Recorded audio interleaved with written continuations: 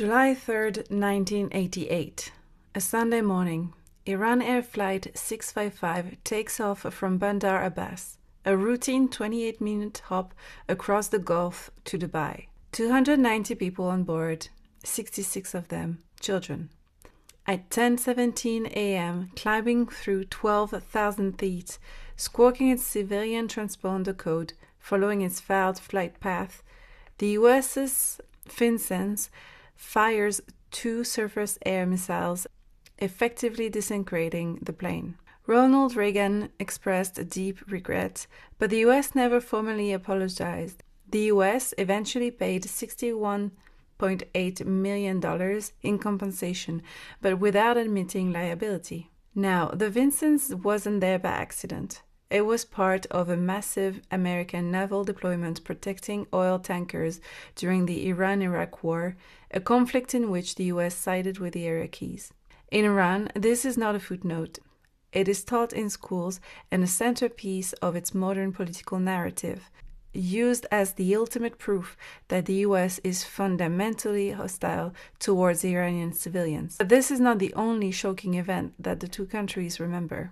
9 years earlier, in 1979, Iranian students stormed the US embassy in Tehran and took 52 American diplomats hostage.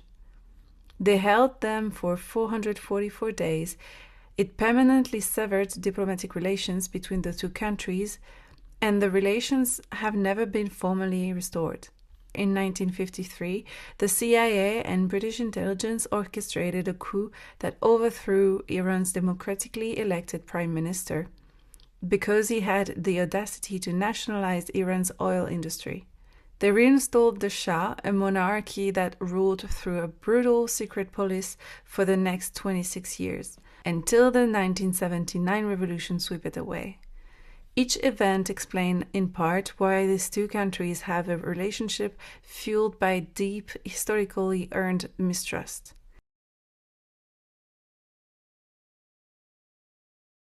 Hi everyone, welcome to my channel, or welcome back. I'm so happy you're here.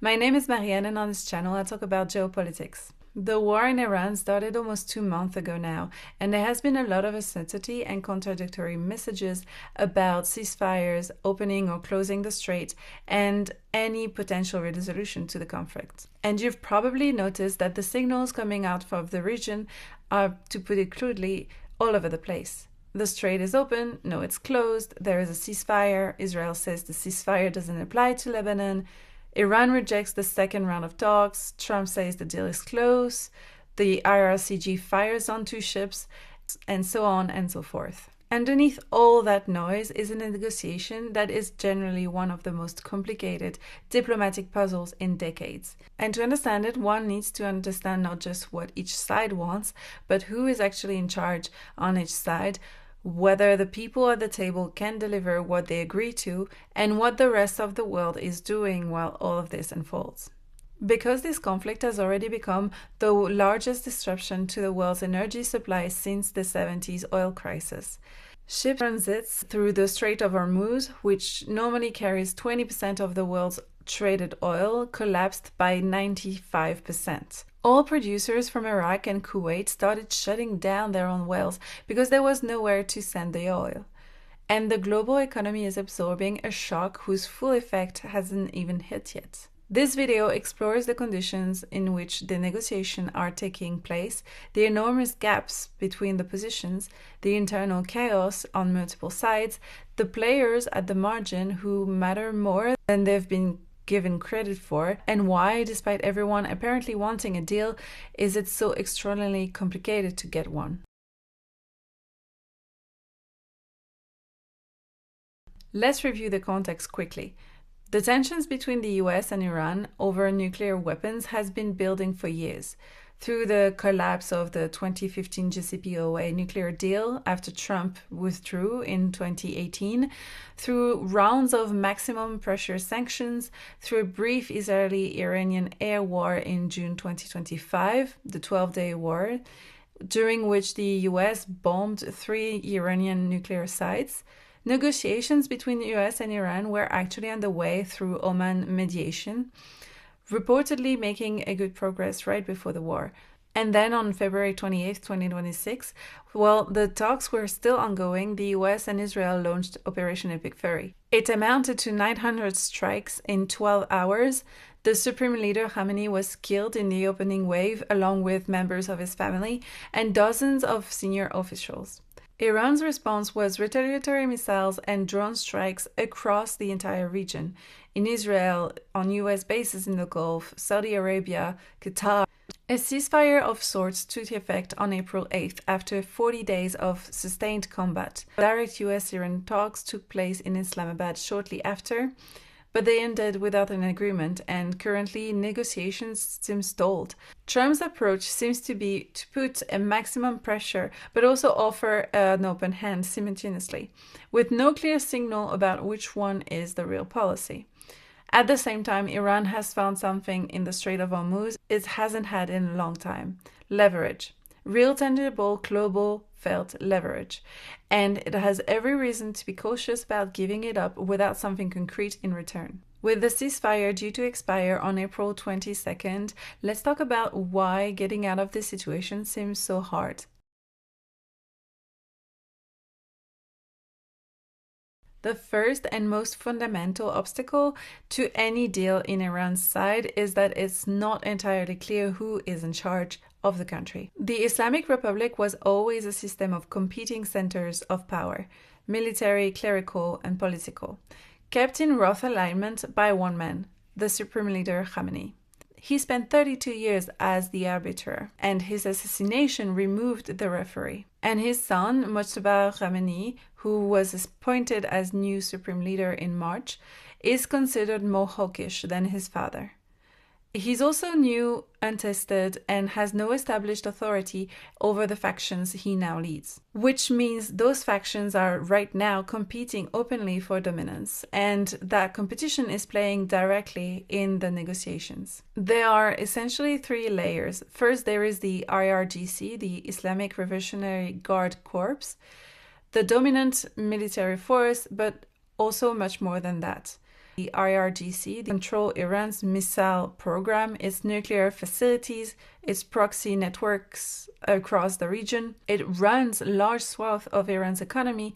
It has its own intelligence apparatus and own media. The Tasnim and Fars news agencies are both IRGC linked. During the war, with so many civilian and political leaders killed in the opening strikes, the IRGC power has expanded to fill the vacuum.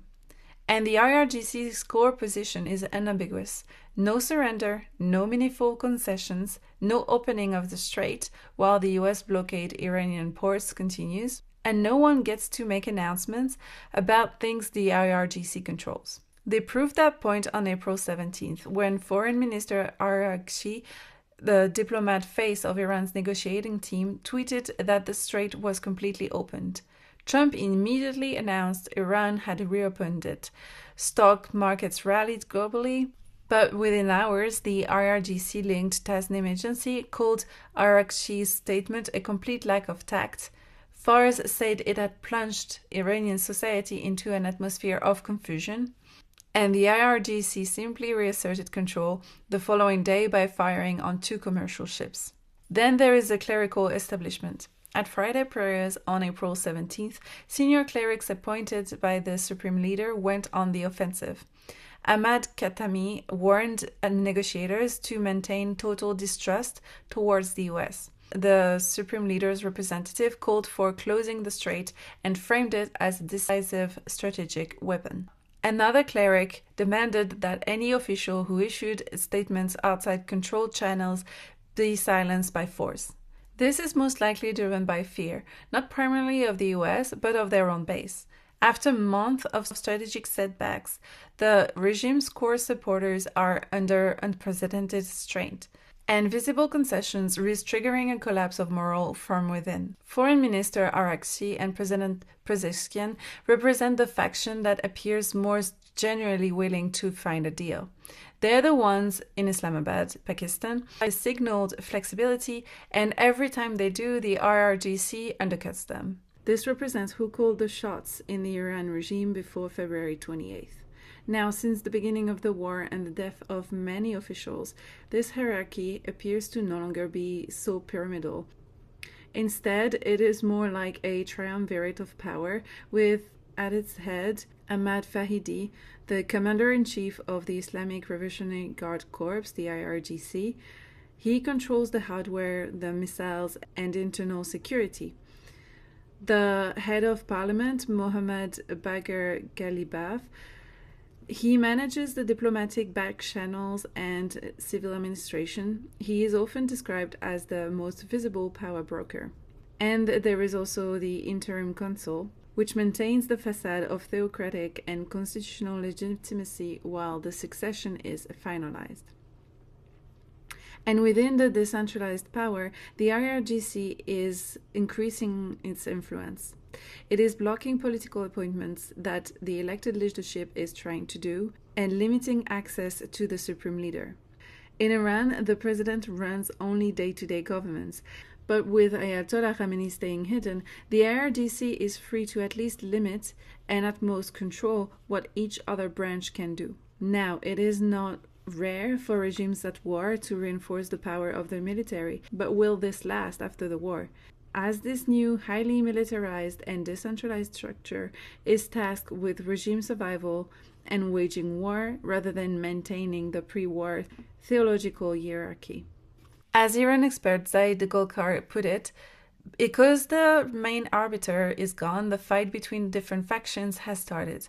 The absence of a strong leader to keep IRGC factions in line means that these factions will likely continue to play a dominant role in shaping Iranian decision-making. Some analysts urge caution about reading this as a fatal split. Public disagreement between diplomats and the military are not unusual in Iran, and the consistent pattern is that the IRGC firms the line and the foreign ministry goes quiet. That may be a dysfunction, or it may be a negotiating strategy. The people at the negotiating table may not be able to deliver what they agree to. The IRGC physically controls the strait, but is not in the room. There is also the nuclear question, which is generating its own internal tension. Officials like Foreign Ministry spokesperson Ismail Baghei deny publicly any attention to transfer enriched uranium, framing the nuclear program as a non-negotiable national asset. But political figures have openly questioned whether discussions are happening behind closed doors anyway. The program, or what remains of it after repeated strikes, is both a bargaining chip and a source of existential regime identity. It cannot be simply traded away. But it will also be hard to build it back up without triggering another strike. The Iranian system is right now a system under siege, trying to negotiate while simultaneously managing its own internal collapse of authority. If you want additional information about Iran's structural weaknesses before the war even started, I made a video about this about 3 weeks ago, so I recommend you check that out.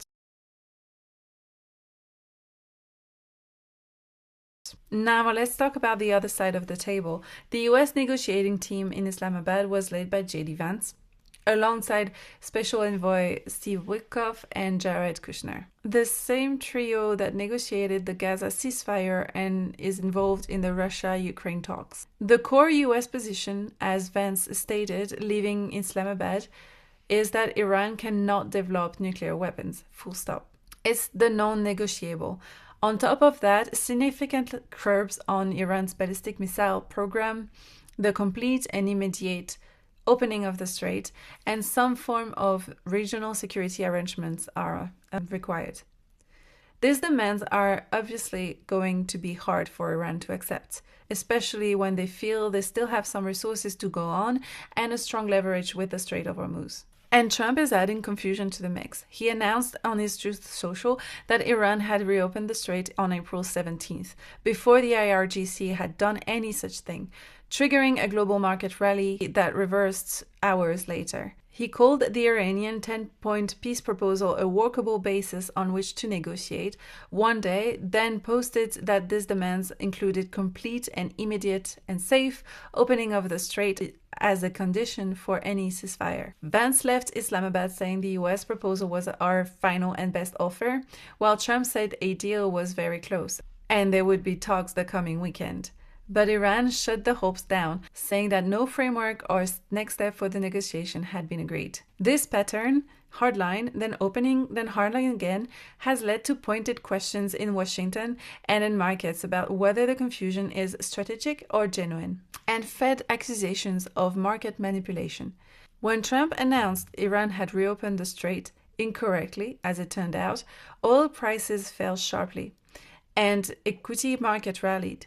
Investors who had shorted oil or gone long on equities just before the announcement did very well. All right, listen to this. Around 6:50 a.m. yesterday, there was an unusual burst of activity in the market. Someone or some group bought large amounts of stock index futures and sold off large amounts of oil futures. Their timing could not have been better. Just 15 minutes later, President Trump posted on Truth Social that he was halting planned strikes on Iranian power plants. The market rallied instantaneously. S&P 500 futures jumped more than 2.5% before the opening bell. And whoever made that early morning bet likely walked away with a massive profit. This is just the volumes of people going into that oil market and kind of, for the most part, selling after that Donald Trump post. But look at this.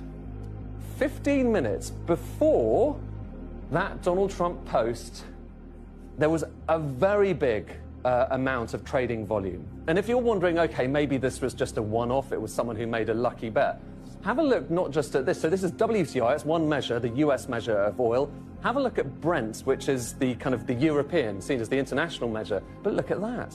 The notional value of those trades just on oil would be $580 million. But now have a look at the S&P 500. So this is S&P 500 futures. It's the biggest kind of exchange, stock market, equity market in the world. Same thing again. Donald Trump posts. The price goes up because people are getting very hopeful. Volumes go up at the same time. And if we zoom into the volumes, once again, what do you see? A very, very big trade. Democratic members of Congress have formally raised concerns about potential insider trading, noting a pattern across multiple Trump-era market-moving announcements where trading activity, sometimes minutes before, suggested foreknowledge. These allegations have not been proven, and the White House has dismissed them. But the fact that they have been made openly and are taken seriously in financial markets is itself significant. It adds a layer of noise to every Trump statement about the negotiations. Is it diplomacy, or is it someone trading on it? Beyond the market questions, the blockade strategy itself is revealing attention within the US position. Trump ordered a naval blockade of Iran after the first Islamabad talks failed, targeting Iran's oil revenues to force concessions. U.S. Admiral Cooper confirmed it can be sustained indefinitely and that no ships have evaded it. Noise intelligence reported that at least 5 Iran-linked tankers heading to Malaysia changed course after the U.S. tightened its interdiction operation. But the blockade is also what Iran is citing as a reason not to negotiate. Tehran has condemned Washington's excessive demands, unrealistic expectations, constant shifts in stance, and repeated contradictions, and the ongoing naval blockade, which it considers a breach of the ceasefire. The instrument designed to bring Iran to the table is simultaneously the instrument Iran is using to justify not coming at the table. Whether that's Iran's genuine position or negotiating posture is again unclear. What is clear is that a US administration that changes its public messaging almost daily, whose president announces diplomatic developments before they happened, and whose motives are being questioned in Congress and in financial markets, is not providing the stable, predictive negotiation environment that produces harsh diplomatic agreements.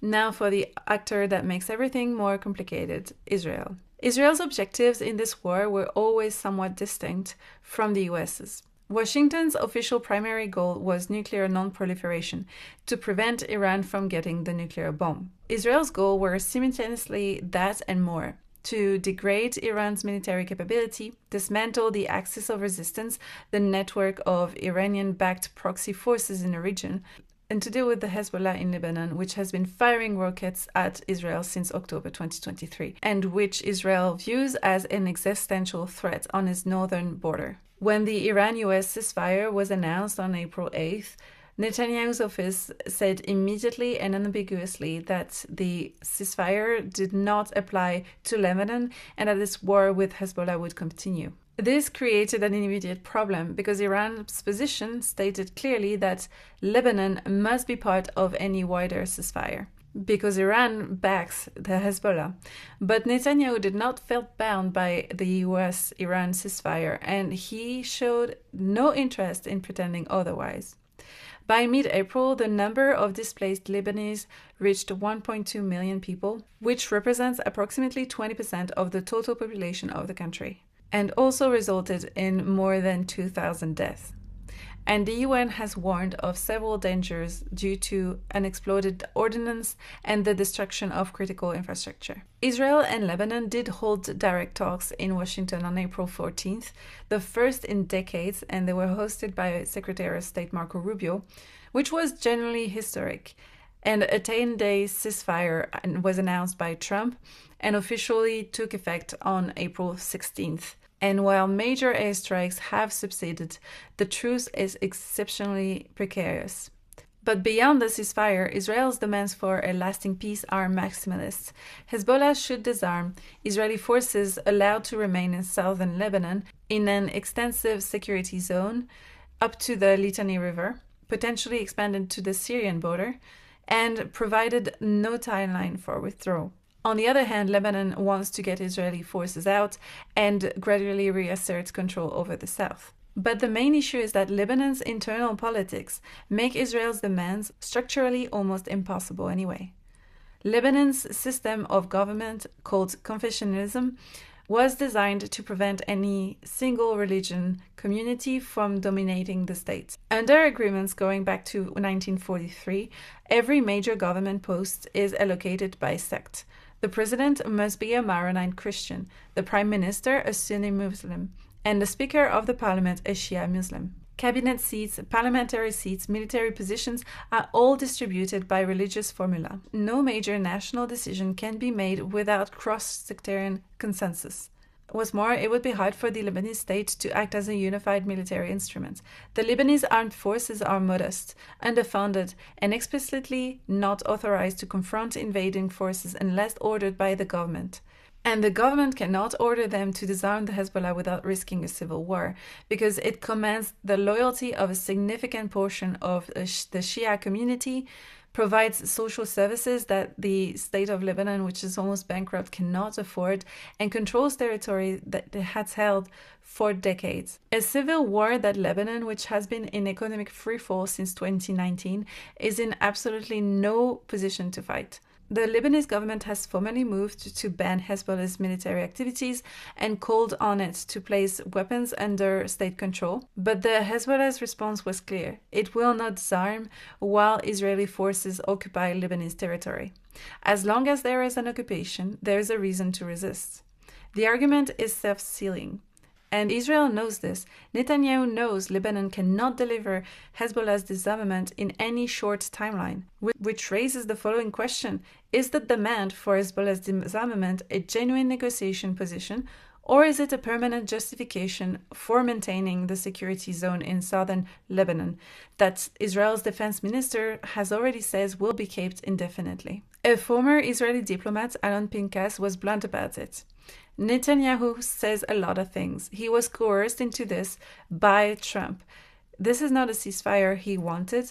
I honestly cannot see any peace agreement being signed between Israel and Lebanon with the Hezbollah still armed. So in this conflict, Israel is an actor with its own objectives, its own timeline, and its own definition of what peace looks like. And that definition is not the same as Washington's, Tehran's, or Beirut's. Pakistan has emerged as the most credible mediator in the room.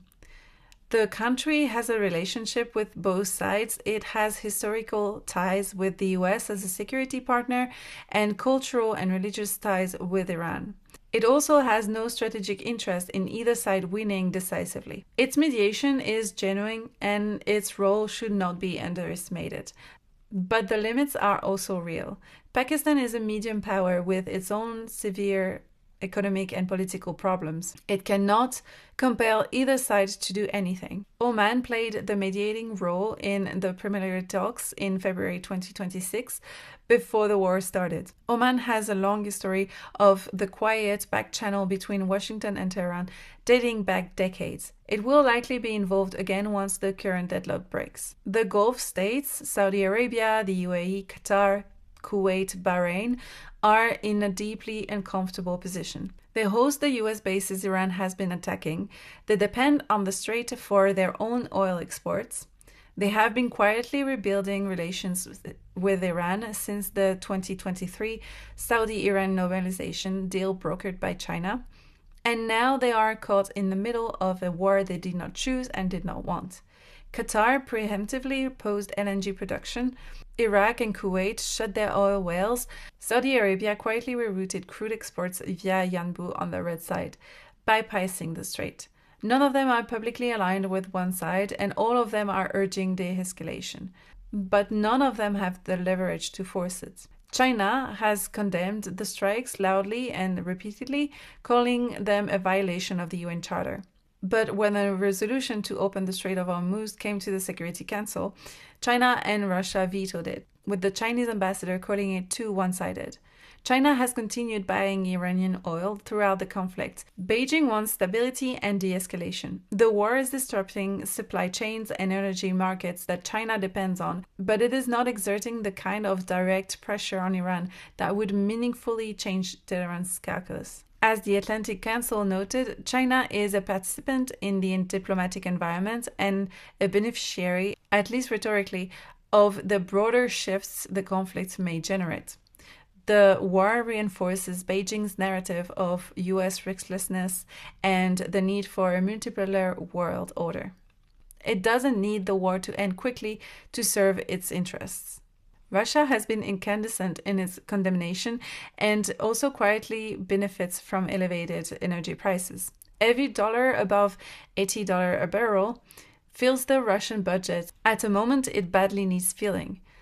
A prolonged conflict is not entirely bad news from Moscow's perspective. But while Russia has provided intelligence, technologies, cyber collaboration, and target acquisitions assistance to Tehran, Moscow has avoided direct military support that would meaningfully change the military balance. And meanwhile, in Europe, nobody did anything consequential. Europe is economically exposed. 30% of Europe's jet fuel transits through the strait, and European manufacturing is feeling the oil price spike. But it is militarily and diplomatically sidelined and caught between instincts. France, Germany, and the UK initially condemned Iranian strikes on regional countries in a joint statement. But France also declared US-Israeli strikes were conducted outside international law. Spain withdrew its ambassador to Israel permanently. The EU called for restraint and dialogue, but could not push for it. So far, no international coalition has been capable of forcing a resolution. The UN Security Council has been paralyzed by vetoes. The regional powers want peace but can't deliver it, and the mediator, Pakistan and Oman, are generally limited. But the negative impact on the world is growing. While diplomats talk and generals fight, the bill is sent to everyone else. The numbers from the Strait of Hormuz closure are staggering. Ship transits collapsed by 95%. Brent crude oil hit $126 a barrel at its peak so far, the largest monthly increase in the history of the oil market. It released 400 million barrels from strategic reserves, the largest emergency release ever, but prices stayed high anyway, and the volatility remains extreme. War risk insurance premiums for Gulf transits surged from about 2% of vessel value before the conflict to 7.5 and 10% at peak. For a large oil tanker, that's millions of dollars per voyage. Maersk and other major carriers suspended Gulf routes or severely restricted cargo bookings. And of course, it's not just oil. 1/3 of global fertilizer trade passes through the strait. And fertilizers prices spiked just as spring planting season arrived in the northern hemisphere, which will likely result in food inflation. And 20% of the world's LNG supply transits through the strait. UNTAD estimated that global merchandise trade growth will slow from 4.7% in 2025 to 1.5 to 2.5% in 2026. The Dallas Federal Reserve calculated that 1/4 closure of the straits cuts global GDP by 0.2 to 0.3 percentage points. A third quarter closure would be 1.3 percentage points. Goldman Sachs projected that if the closure extended beyond 1 month, Brent would stay above $100 a barrel for the rest of 2026. UNCTAD flagged that 3.4 billion people live in countries already spending more on debt service than on health and education, and which have no fiscal buffer. So every dollar oil rises comes out of a public budget that can't afford it. Politically, the damage is equally significant. Anti-American and anti-Israeli sentiment has surged across the Muslim world and large part of the global south. The largest civilian protest in American history happened on March 28th, partly in reaction to the war. A Reuters Ipsos poll found that only 7% of people living in the United States support a large-scale ground invasion of Iran. Europe is fracturing on the US and the legality and wisdom of the strikes. The global south is coalescing around the narrative reinforced by China and Russia of Western recklessness and double standards. The war is further damaging the trust in the international order that took 80 years to build. So where does this leave us? The war is 7.5 weeks old. A ceasefire exists barely. The Strait of Hormuz has opened and closed and half opened again, depending on which faction of the Iranian government you're listening to that day. The US refuses to lift the blockade, but the blockade is what Iran says is preventing it from agreeing to a deal.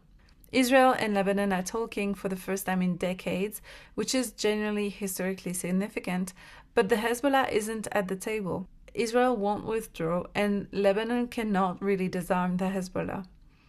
Iran's negotiating team may not be able to deliver what they agreed to because the faction that physically controls the strait isn't in the room.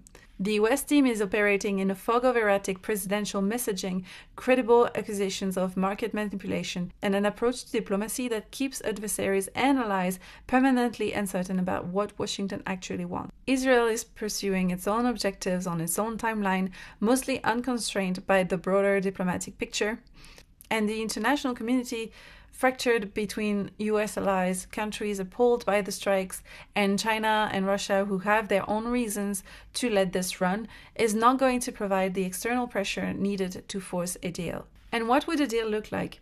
Probably something like Iran permanently capping enrichment well below weapons grade under intrusive international inspections, sanctions lifted, frozen assets unfrozen, and the blockade ending and the strait reopening. Lebanon getting a long, difficult negotiating process of gradually expanding state authority in the south, with Israeli forces eventually withdrawing from most, but probably not all, the territory they've taken. That's unsatisfactory, of course, but is better than a continuing war. And overall, the JCPOA, also called the Obama deal in the US, with Iran would have prevented all of this. And the strait was open before the US and Israel launched the war with Iran on an unproven emergency to stop Tehran from acquiring nuclear weapons. Both Trump and Netanyahu seem to have been given free rein to launch wars, even though their country's institutional checks could limit that power. President Trump launched Operation Epic Fury by bypassing the War Powers Resolution and historical norms, a move supported by a Republican-led Congress that declined to challenge his authority despite constitutional concerns and a looming May 1st statutory deadline. Prime Minister Netanyahu gradually centralized military decisions by dissolving his war cabinet and leveraging a 2018 law to bypass full government oversight, establishing a kitchen cabinet of loyalists that enabled him to launch the 2026 war unilaterally. But the most pressing question right now is whether anyone on any side has yet concluded that the cost of continuing is higher than the cost of a deal. The signals from the IRGC, the clerics, from Netanyahu's office, Trump, suggest that moment hasn't arrived yet. And so the strait has become the world's most important 21 miles today, and the world is running out of patience for it to stay closed. So that's it for today. Thank you so much for watching. I always post my sources in a doc linked in the description if you want to dive deeper. Thank you so much for watching, and I will see you in the next one.